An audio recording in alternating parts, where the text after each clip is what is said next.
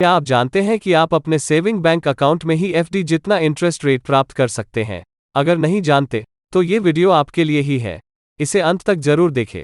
अंत में हम जानेंगे कि आप अपने बैंक अकाउंट में इसे कैसे चालू करवा सकते हैं। दोस्तों, हम सभी किसी ना किसी बैंक में एक अकाउंट खुलवाते हैं ताकि हम अपने पैसे को सुरक्षित रख सकें। इसके लिए हमें बैंक कई प्रकार के अकाउंट ऑफर करता है, जिनमें से सेविंग अकाउंट और करंट अकाउंट सबसे ज्यादा खुलवाने वाले बैंक अकाउंट्स होते हैं।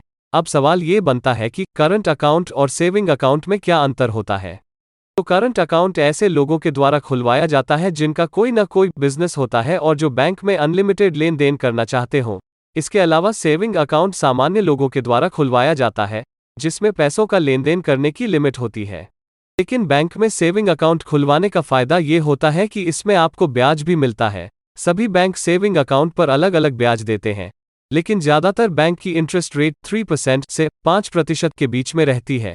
यानी कि अगर आपके बैंक अकाउंट में अभी 100 रुपये हैं, तो उन 100 रुपये का 1 साल का ब्याज 3 से 5 रुपये होते हैं।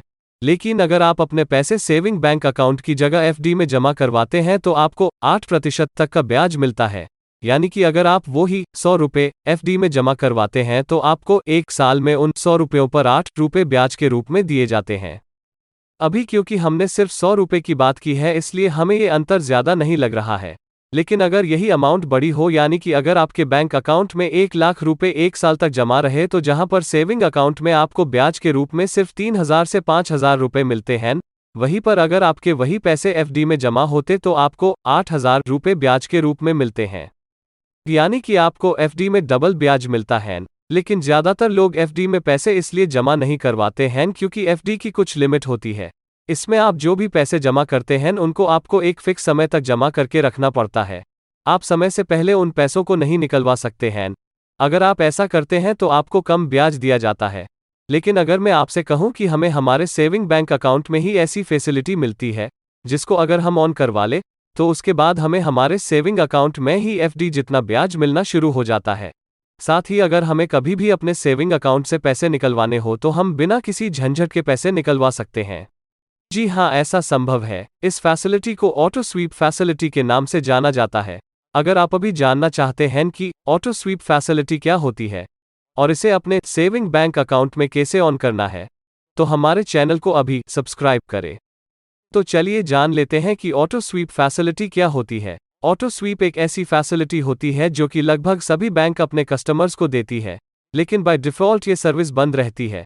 अगर आपको इस फैसिलिटी का फ़ायदा उठाना हो तो आपको अलग से बैंक जाकर एक फॉर्म भरना पड़ता है। उसके बाद आपके बैंक अकाउंट के लिए ऑटो स्वीप फैसिलिटी को शुरू किया जाता है। ऑटो स्वीप फैसिलिटी का सबसे बड़ा फ़ायदा यह है कि जब आप इस फैसिलिटी को अपने सेविंग बैंक अकाउंट के लिए ऑन करवाते हैं, तो उसके बाद आपके सेविंग अकाउंट में बैंक द्वारा फिक्स किए गए थ्रेशोल्ड अमाउंट से जितने भी ज्यादा पैसे हुए उन पर आपको एफडी जितना ब्याज दिया जाता है। जैसे कि मान लीजिए कि आपका बैंक अकाउंट एसबीआई बैंक में है जिसमें आपने 1 लाख रुपए जमा करवा रखे हैं, किंतु एसबीआई बैंक की थ्रेशोल्ड अमाउंट 25,000 है। तो ऐसे में अगर आप अपने बैंक अकाउंट में ऑटो स्वीप फैसिलिटी को ऑन करवा लेते हैं तो थ्रेशोल्ड अमाउंट यानी कि 25,000 रुपयों पर आपको सेविंग अकाउंट की ब्याज दर से ब्याज मिलेगा।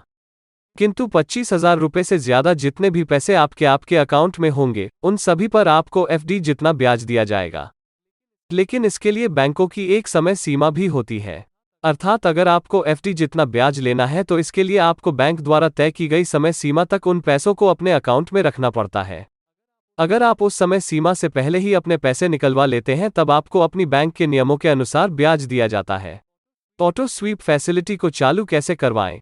अगर आपको अपने सेविंग बैंक अकाउंट में एफडी जितना ब्याज चाहिए और आप इसके लिए अपने अकाउंट में ऑटो स्वीप फैसिलिटी को चालू करवाना चाहते हैं, तो इसके लिए आपको अपनी बैंक ब्रांच में जाना पड़ेगा। वहां पर आपको बताना पड़ेगा कि आप अपने अकाउंट में ऑटो स्वीप फैसिलिटी को ऑन करवाना चाहते हैं। तो इसके लिए बैंक वाले आपको एक फॉर्म देंगे जिसमें आपको अपनी और अपने अकाउंट की डिटेल डालनी पड़ेगी। फिर वही फॉर्म आपको वापस बैंक में जमा करवाना पड़ेगा। फॉर्म जमा करवाने के बाद बैंक कर्मचारी आपके अकाउंट के लिए ऑटो स्वीप फैसिलिटी को इनेबल कर देंगे। इसके बाद जब भी आपके बैंक अकाउंट में बैंक द्वारा फिक्स की गई मिनिमम थ्रेशोल्ड अमाउंट से ज्यादा पैसे होंगे तो उन पर आपको एफडी जितना ब्याज दिया जाएगा। तो अभी हमें उम्मीद है कि आपको अच्छे से समझ में आ गया होगा कि बैंक में ऑटो स्वीप फैसिलिटी क्या होती है और आप अपने बैंक अकाउंट में ऑटो स्वीप फैसिलिटी को चालू कैसे करवा सकते हैं। अगर आपको यह जानकारी पसंद आई हो तो इसे अपने दोस्तों के साथ भी ज़रूर शेयर करें और हमें सब्सक्राइब ज़रूर से कर लें। धन्यवाद।